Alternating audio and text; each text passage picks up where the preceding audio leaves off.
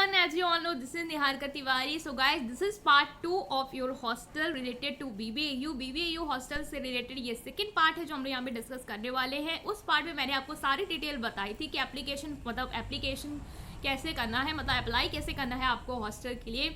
उसके साथ ही साथ क्या फीस है, क्या आपका मेस का क्राइटेरिया है, वो सब हमने उस वीडियो में डिस्कस किया था। वीडियो नहीं देखी हुए है तो आप देख सकते हैं, चैनल में वो वीडियो है आपकी।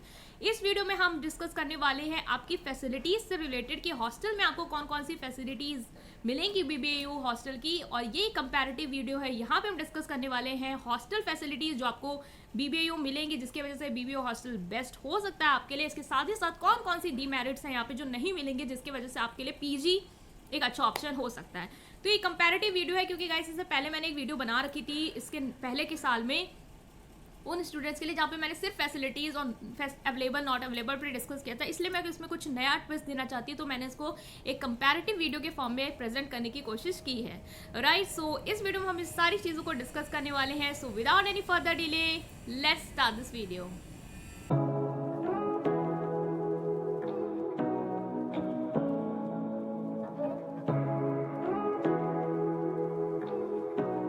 गाइस हम यहाँ पे डिस्कस करने वाले हैं कि जो BBAU हॉस्टल है और जो आपके PG हैं उनमें क्या डिफरेंस हो सकता है, क्यों ये बेनिफिशियल है आपके लिए और ये नहीं, या ये अच्छा है ये नहीं।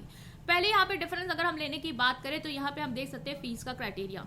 अगर आप किसी रेंट में यहाँ पे लेते हैं PG में लखनऊ में मान लीजिए, तो गाइज यहाँ का जो चार्ज आपका जाएगा वो अच्छा खासा जाएगा। मतलब कि आपको एक महीने में मान लीजिए अगर 2000 का भी आप रेंट पे ले रहे हैं तो आपकी 2000 तो एक महीने जाएगा।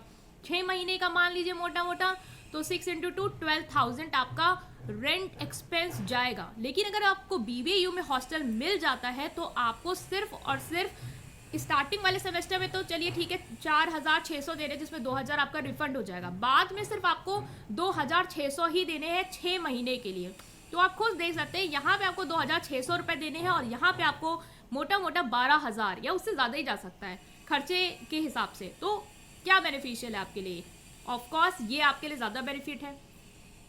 नेक्स्ट थिंग आता है कि अगर हम बात करें कि PG में अगर हम बोले कि रहने के लिए, अगर आप ऐसे पर्सन हैं जो चाहते हैं कि मैं अकेला ही रहूँ, मुझे अकेले पढ़ना है, मेरा जो भी चीज़ें मुझे अकेले समझ में आती है, तो गाइज आपके लिए फिर हॉस्टल इस फॉर्म में अच्छा नहीं हो सकता, क्योंकि वहाँ पे तो आपके साथ एक और पर्सन रहेगा, मीन्स 2 लोग आप रहेंगे।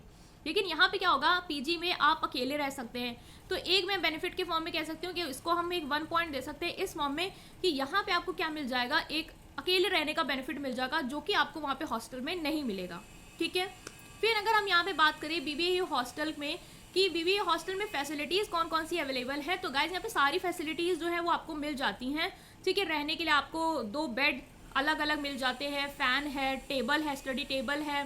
ठीक है, ये सारी चीज़ें हो गई। फिर जो ज़रूरत की चीज़ें हैं वो सारी बेनिफिट्स भी आपको मिल जाते हैं, जो कि आपको PG में भी मिल जाएंगे अगर आप खुद से अरेंज कर लें। ठीक है, क्योंकि आपको फिर वहाँ पे अगर बेड वो प्रोवाइड कर रहे हैं, वैसे आप आजकल तो करते ही हैं, तो वो सारी चीज़ें तो आपको यहाँ पे भी मिल जाएंगी और वही सारी चीज़ें आपको यहाँ पे भी मिल जाएंगी। फ़र्क ये है कि पैसों का फ़र्क आ जाता है यहाँ पे दोनों में।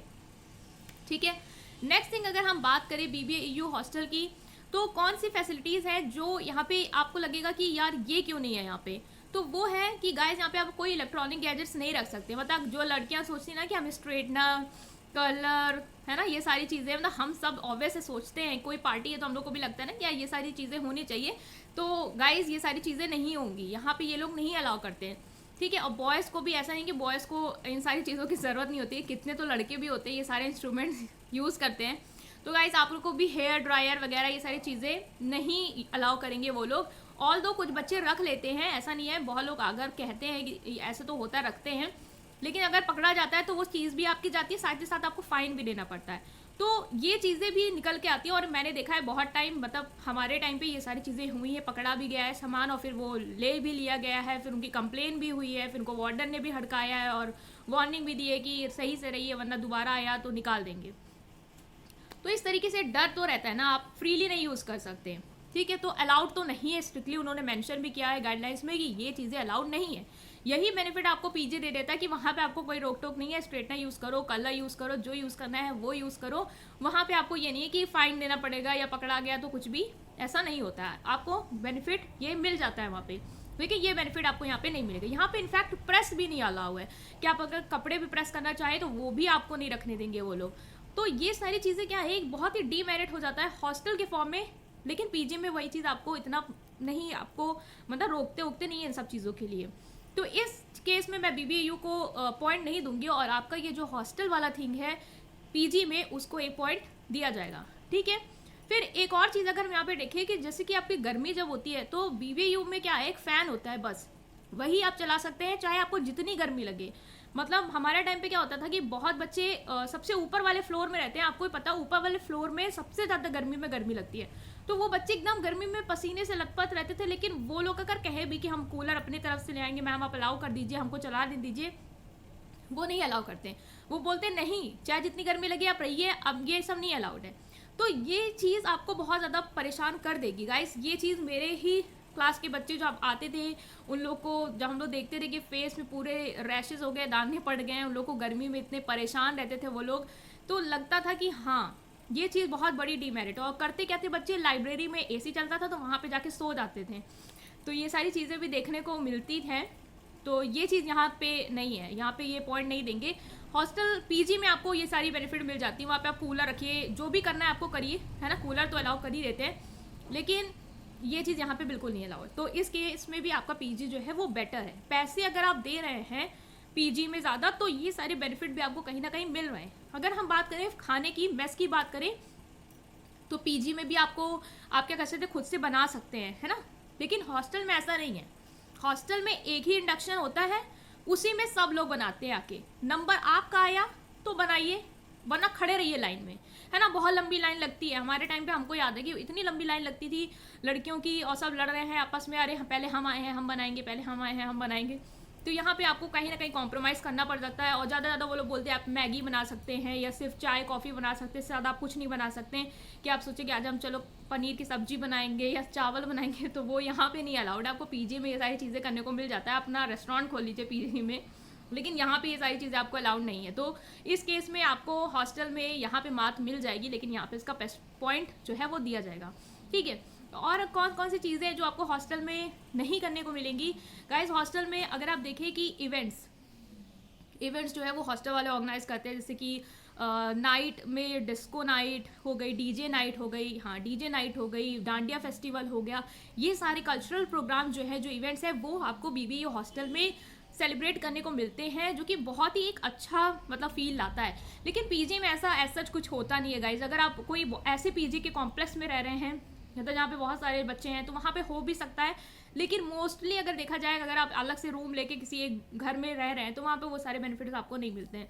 तो इस केस में मैं कहूँगी हॉस्टल जो है वो बीबीयू का अच्छा है। आपको एक ऐसा सोसाइटी, एक ऐसा कल्चर मिल सकता है जो आपसे चाहते हैं कि आपके साथ लोग रहें, क्योंकि ऑब्वियस जब बच्चा घर छोड़ के आता है, पेरेंट्स से बिल्कुल अलग हो जाता है, तो उसको एक कंपनी कहीं ना कहीं चाहिए होती है, तो वो आपको बीबीयू हॉस्टल में मिल सकती है। इन कंपैरिजन टू पीजी इतना आपको वो नहीं मिल सकता, क्योंकि यहाँ पे आपके वही स्टूडेंट साथ में हैं जो आपके मतलब उस यूनिवर्सिटी से रिलेट करते हैं या उस डिपार्टमेंट से रिलेट करते हैं, लेकिन यहाँ पे आपको अलग अलग टाइप के लोग मिल सकते हैं।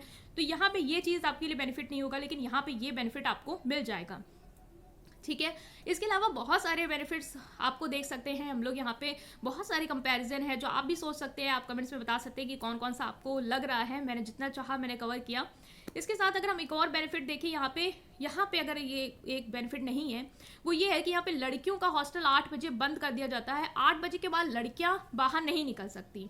मतलब अगर आपका जैसे जोमेटो से आपने कुछ ऑर्डर किया है, 10 बजे आया, ये 11 बजे आया, है ना, तो वो तो आपको वो दे देंगे, मतलब वो गार्ड जो है बाहर खड़े वो आपको ला के दे देंगे। लेकिन गाइज अगर आप ये सोचें कि 8 बजे मुझे पार्टी करनी है या 8 बजे मुझे बाहर जाना है, 9 बजे तक मैं घर आ पाऊंगी, मतलब हॉस्टल आ पाऊंगी, बिल्कुल नहीं। वो आपके घर में कॉल कर देंगे, आपके घर में बता देंगे कि आपकी बच्ची ये कर रही है, ये घूम रही है।